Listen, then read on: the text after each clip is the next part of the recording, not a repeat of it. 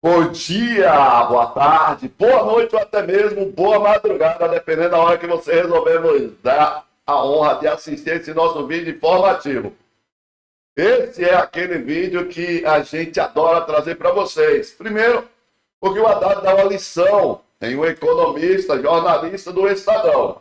Aí você pergunta, Paulo, é só isso? É só para a gente lacrar? Não. É que a resposta do Haddad é sensacional, Francisco. A resposta do Haddad é sensacional. A resposta do Haddad mostra o que o governo Lula está fazendo. Mas, ao mesmo tempo, ele dá uma aula para o cara, porque o cara resolve fazer aquelas perguntas espertinhas. Não que ele esteja errado, mas o Haddad dá mais um show. Vamos fazer o seguinte? Mete o dedo no like e vamos à pergunta do Fernando Dantas, do Estadão e o show de resposta do Haddad. Não esquece não, se você quiser assistir todo o podcast, está no Estadão completo. E olha, o Haddad foi muito bem e deu mais divertida lá, viu? Aqui a gente só traz um momento que a gente acha importante a explicação do Haddad sobre a nossa economia, mas lá no Estadão ele mandou bem demais. Vamos ouvi-lo. Dita, enfim, política fiscal. Assim, existe os analistas, o mercado, muita gente fala que espera para 2027 um ajuste fiscal mais consistente. Assim, não que não tenha havido nada de ajuste fiscal, mas seria primeiro ano de governo e tal.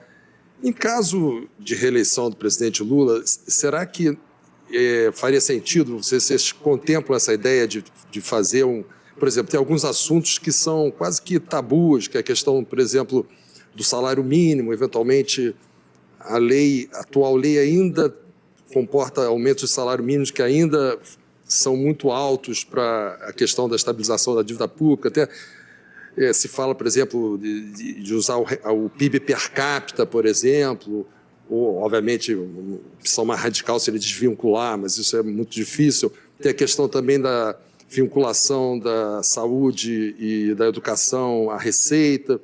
Essas pautas mais, vamos dizer, pesadas assim, de ajuste fiscal, haveria ideia de abordar isso no primeiro ano do novo mandato? Vamos por partes, né? Em primeiro lugar, eu penso que o arcabouço fiscal, conceitualmente, ele é a legislação mais avançada que nós já tivemos.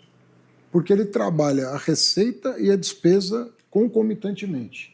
O que não acontecia com o teto de gasto, tanto é que o teto de gasto, durante a vigência do teto de gasto, a receita despencou. Por quê? Foram se criando incentivos fiscais, gastos tributários, e ao invés da cunha fechar, ela se manteve aberta o tempo todo, de 2015 a 2022. 2022 é um ponto fora da curva, mas durante todo o processo, você teve recorde de déficit primário no país. O arcabouço, na minha opinião, ele criou uma regra de gasto mais factível, mais coerente com o histórico do Brasil.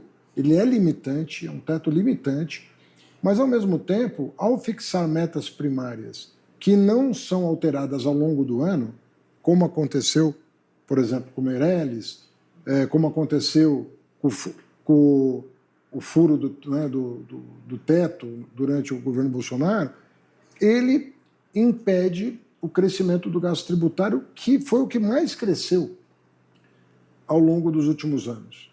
Então eu falo, você tem que trabalhar a receita e tem que trabalhar a despesa. Aí, coerentemente, alguns analistas, os mais sérios, infelizmente não tem tanto, nem todo mundo é sério, mas os mais sérios dizem assim, olha, é óbvio que as contas públicas estão melhorando, porque os dados estão aí, quem calcula é o Banco Central, nem é o Ministério da Fazenda. Mas algumas despesas obrigatórias, pela dinâmica própria, né, como elas não estão submetidas especificamente ao arcabouço fiscal, embora o todo tenha que estar dentro do arcabouço fiscal, algumas coisas saem da lógica do arcabouço fiscal, isso vai ter que ser repensado. Essa tese é uma tese com a qual eu sempre dialoguei, porque é uma questão de matemática. Você fala, olha, eu tenho que repensar isso. O ano passado, nós medimos temperatura e pressão no Congresso Nacional para saber o que passava. E nós mandamos para o Congresso Nacional, depois de uma oitiva, o que vocês estão dispostos a votar? Porque o deputado também não gosta de votar corte de despesa, ainda mais em temas tão sensíveis quanto esses que você citou.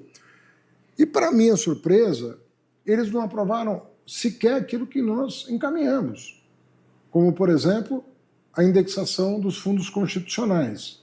Eu queria trazer tudo para a IPCA, né? que é o que o Fundo de Desenvolvimento Regional da Reforma Tributária prevê. Não conseguimos. BPC também não teve. Alguns limitantes de elegibilidade de programas sociais. Né? Bom, quem tem renda muito alta, ela não é elegível. Né? Então, deixar claro o que é elegível, o que não é elegível. Também teve uma grande dificuldade. A Câmara votou, o Senado barrou. Exigiu do presidente Lula um veto para aprovar as demais medidas. Então, há muita sensibilidade no Congresso Nacional. Então, é o que a Simone um dia até foi mal interpretada, porque ela falou, nós precisamos abrir uma janela de oportunidade de novo para dialogar com o Congresso. Né? Para esse tipo de discussão ser feita de uma maneira serena. Olha, isso aqui pode comprometer... Agora, o que eu penso que, em defesa do trabalho que eu e a Simone estamos fazendo, é o seguinte, olha, todo mundo dizia, não vai cumprir meta, vai mudar a meta, E eu falo, eu não vou fazer isso. Eu não sou desse... Eu não sou... eu acho que a área econômica perde credibilidade quando ela começa a mudar a regra. Então, o que eu venho até dentro do governo, porque o meu trabalho é dentro e fora do governo, falo, olha, nós vamos cumprir, nós vamos achar o caminho de cumprir. E eu, esse ano, estou bastante seguro que nós vamos cumprir, né? E por tudo que eu estou acompanhando, nós já estamos há poucos dias aí do final do ano, daqui a pouco eu fecho o sistema e acabou. Então, e o ano que vem eu estou seguro também com as medidas que nós estamos tomando, nós vamos cumprir também. Isso vai criando uma rotina no país, de que tem uma área econômica atenta para a questão fiscal. O FMI considerou o ajuste fiscal brasileiro o terceiro mais ousado do mundo, o relatório do FMI, porque ele viu também o que eu herdei, o que eu herdei para pagar, que não estava no orçamento, não foi pouca coisa. Indenização para governador, precatório, uma série de coisas. A integralização do Fundeb, porque uma coisa é você aprovar o Fundeb, mas jogando a conta para o sucessor é mais fácil, né? E aí fica na sua conta. É despesa do Haddad, do Lula. Não, é uma despesa herdada. Todo mundo votou a favor. Bom, todo mundo votou a favor, mas esqueceu da fonte de financiamento de tudo isso que foi alterado em 2021. Gostou? Mete o dedo no like, por gentileza. Deixa seu comentário e passa adiante. Voltamos a qualquer momento com mais um vídeo informativo durante a nossa live. Valeu, gente. Tchau.